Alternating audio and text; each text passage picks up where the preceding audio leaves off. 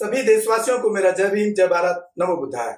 मैं Gautam Ratna, Ambedkar nation YouTube channel से, और आप हमारे चैनल पर देखेंगे बाबा साहब भीमराव अंबेडकर और हमारे जो इतने भी महापुरुष हैं उन्हीं पर हम डिबेट रखते हैं, डिस्कशन रखते हैं और बुद्धिजीवियों के साथ बुला करके उनके साथ बात करते हैं, ताकि हमारे बहुजन समाज के लोगों को एक अच्छा मैसेज जाए।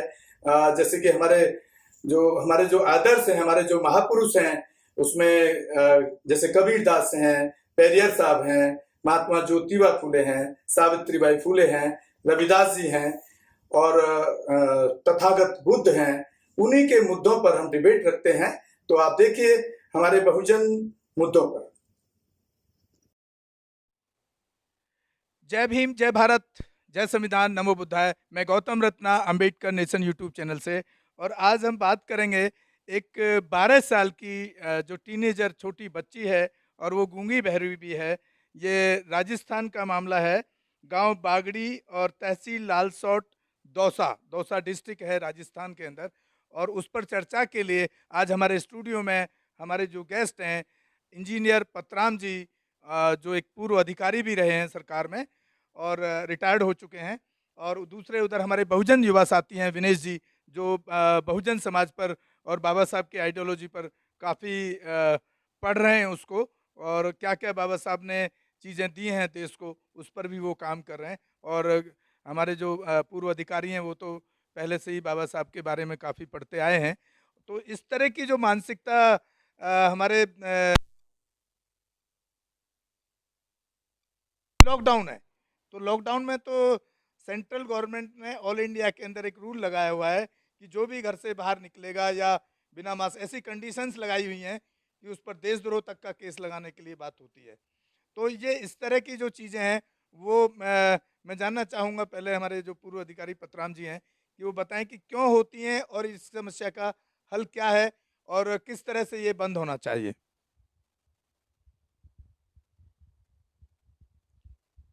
जय भीम, नमो बुद्धाय। सबसे पहले तो मैं ये बात कहूँगा कि 12 साल की लड़की, वो भी दिव्यांग, और जिन दरिंदों ने भी ये हरकत करी है बहुत ही निंदनीय है और ऐसा नहीं होना चाहिए। लेकिन भारतवर्ष में, पूरे भारतवर्ष में ही ऐसा दलितों के साथ ही क्यों होता है? सबसे पहले ये है कि वो तो आर्थिक रूप से कमज़ोर हैं, उनके पास ज़मीन जायदाद नहीं है, उनके पास खेत नहीं है, वो इनके ऊपर कुछ ज़्यादा निर्भर हैं, क्योंकि उनके पास पीछा तो कुछ है नहीं, और सबसे पढ़ाई लिखाई भी उनके बलबूते की बात है नहीं है।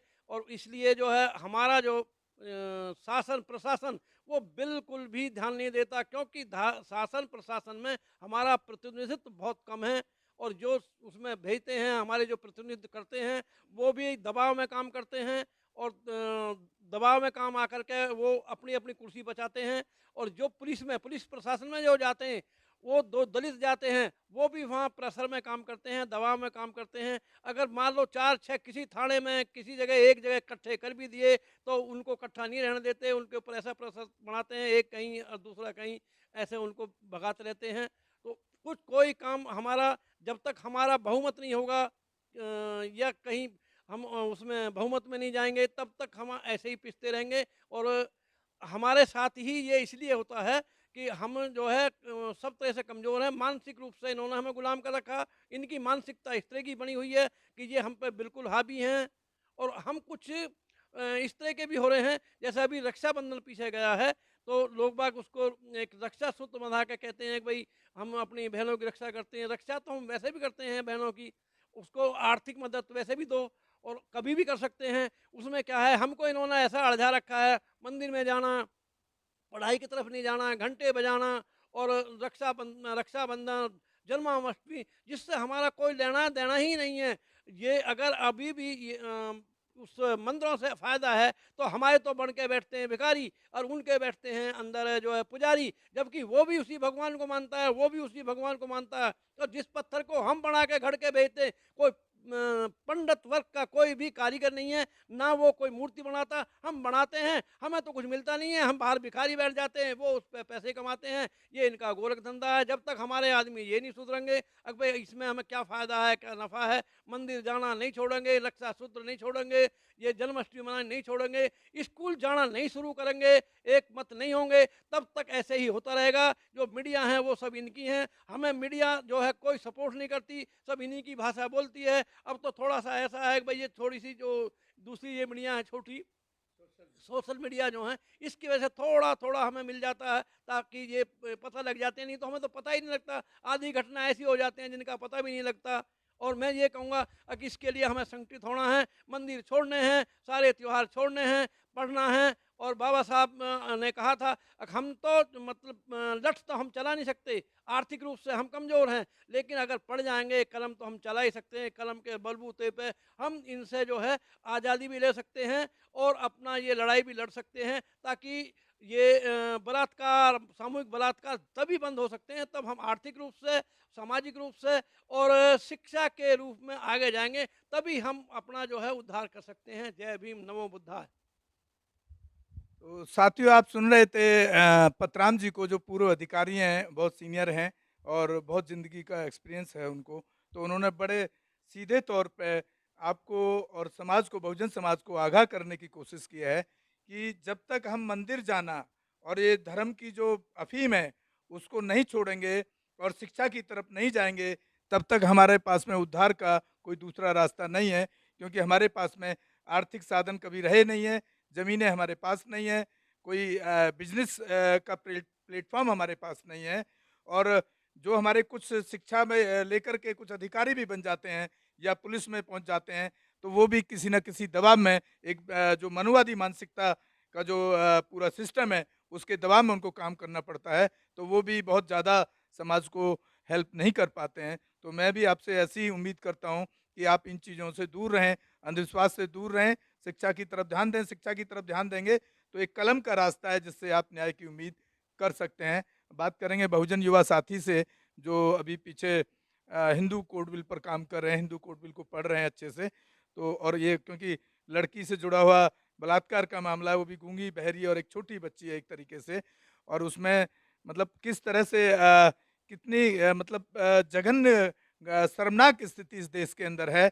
एक तरफ तो ये जितने भी चाहे वो राष्ट्रीय नेता हों या स्टेट लेवल के हों, संविधान की बात करते हैं, बाबा साहब अम्बेडकर का नाम की बात करते हैं, लेकिन जब हम प्रैक्टिकल सिस्टम में जाते हैं तो आज भी कहीं ना कहीं संविधान की जगह जो मनुस्मृति, जो इनके मनु ने लिखी थी, वो एक तरह का उस टाइम का संविधान था, आज भी कहीं ना कहीं वो लागू है।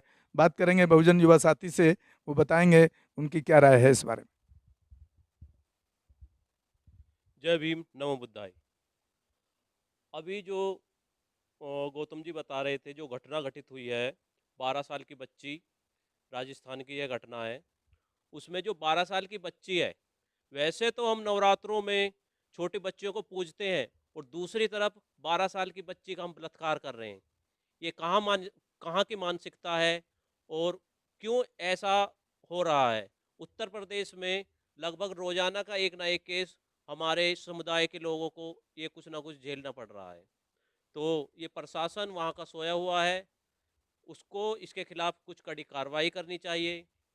जबकि बाबा साहब ने महिलाओं के लिए एक विशेष हिंदू कोड बिल के अंतर्गत इनको विशेष अधिकार दिया था, जिसमें क्या था, जो महिलाएं हैं जिनका डिवोर्स उनके पति जब मर्जी दे सकते थे, जैसे कि वो किसी प्रकार से किसी बीमारी से ग्रस्त है या फिर और भी किसी तरीके से, वो जब मर्जी उसको तलाक दे सकते थे। इसके अंतर्गत बाबा साहब ने उनको अधिकार दिया था कि यदि उनका पति मर जाता है, एक्सपायर हो जाता है, तो उसकी जो प्रॉपर्टी है वो महिला को के साथ साथ जो उसकी औलाद है, चाहे वह उसकी पुत्री हो या फिर पुत्र हो, उसको मिलना चाहिए। इसके लिए काफ़ी अड़चनें आई थी। जो सांप्रदायिक समाज के लोग थे, जो मनुस्मृति के लोग थे, चाहे आप मुसलमान वर्ग के भी लोग थे, क्योंकि उन्होंने उस समय उन्होंने 3 तलाक के विरुद्ध कार्रवाई करना चाहा था, परंतु उस समय वह लागू नहीं हो पाया था। जो कि आप देख सकते हैं सुप्रीम कोर्ट ने हाल ही में 3 तलाक के ऊपर पाबंदी लगाई थी। वह जो प्रयास था वह बाबा साहेब का था, जो उस समय उन्होंने शुरू कर दिया था। हालांकि सफलता उनको आज आखिरकार सुप्रीम कोर्ट को और वहाँ की सरकार को मानना पड़ा कि हाँ, यह जो उन्होंने बात रखी थी 3 तलाक का, वो भी एक निर्णय सही था। जय भीम। देखिए, हमारे बहुजन युवा साथी जो बाबा साहब ने हिंदू कोड बिल में लिखा है वो बड़ा क्लियर किया है उन्होंने कि उस टाइम बाबा साहब ने खाली हिंदू महिलाओं के लिए नहीं किया, मुस्लिम समाज के लिए भी करना चाहा। लेकिन मुस्लिम समाज में जो 3 तलाक की प्रथा थी तो उन लोगों ने भी विरोध किया, और जो मनुस्मृति मानसिकता के लोग थे उन्होंने भी हिंदू कोड बिल का उस टाइम विरोध किया। तो उस टाइम ये चीज़ें पूरी तरह से कंसिडर नहीं हो पाई, और आज के टाइम में उस टाइम की जो बाबा साहब की जो सोच थी और बाबा साहब ने जो लागू करने की कोशिश की, आज कहीं ना कहीं वो उस पर थोड़ा सा कुछ काम हुआ है 3 तलाक के बारे में या हिंदू कोड बिल के बारे में। जो अभी परसों भी कल का ही अपडेट है सुप्रीम कोर्ट का। सुप्रीम कोर्ट ने बिल्कुल साफ कहा है कि 2005 में जो डाइवर्स का और ये जो महिलाओं को अधिकार दिए गए हैं वो एज इट इज़ लागू रहेंगे, क्योंकि कोई ना कोई आदमी उसके खिलाफ शायद सुप्रीम कोर्ट में गया होगा कि उसको ख़त्म किया जाए, लेकिन सुप्रीम कोर्ट ने उसको ख़त्म करने से मना कर दिया। तो कहीं ना कहीं जो बाबा साहब आज से बाबा साहब ने जो 71-72 साल पहले जो चीज़ें इंडिया को मॉडर्न बनाने के लिए कोशिश की थी वो कहीं ना कहीं उसके प्रयास जारी हैं। और दूसरी बात, मैं पूरे बहुजन समाज से अपील करूंगा, इस तरह के कहीं भी हादसे हों तो वो हमारे चैनल पे हमारा नंबर रहता है, हमें भी कांटेक्ट कर सकते हैं ताकि हम उसमें कार्रवाई कराने की कोशिश करें।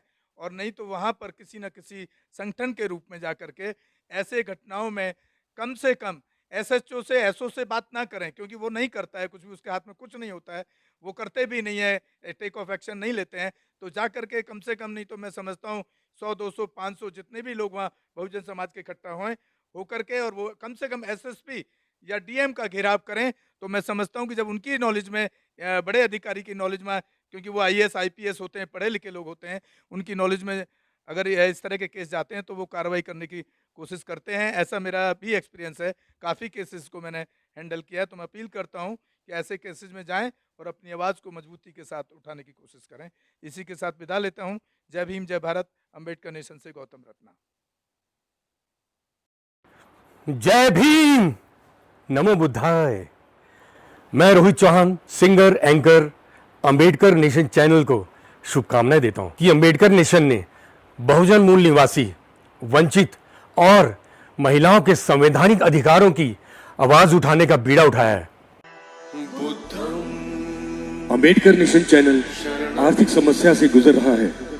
अगर आप बहुजन समाज में बाबा साहेब अंबेडकर और तथागत बुद्ध की विचारधारा को अधिक से अधिक लोगों तक पहुंचाना चाहते हैं तो हमें आर्थिक सहयोग प्रदान करें, ताकि हम अपने चैनल के माध्यम से देश विदेश में समता, बंधुता, एकता और संवैधानिक अधिकारों को ज्यादा से ज्यादा लोगों तक पहुंचा सकें। अंबेडकर नेशन चैनल जो यूट्यूब पर भी प्रसारित होता है, प्रस्तुतकर्ता गौतम रत्ना। आप अपनी सहायता राशि नीचे लिखे खाते में जमा करा सकते हैं। खाता धारक गौतम रत्ना। खाता संख्या 3169576865 IFSC कोड SBIN 0060336। बैंक भारतीय स्टेट बैंक। आप हमारे बैंक खाते का विवरण स्क्रीन पर भी देख सकते हैं।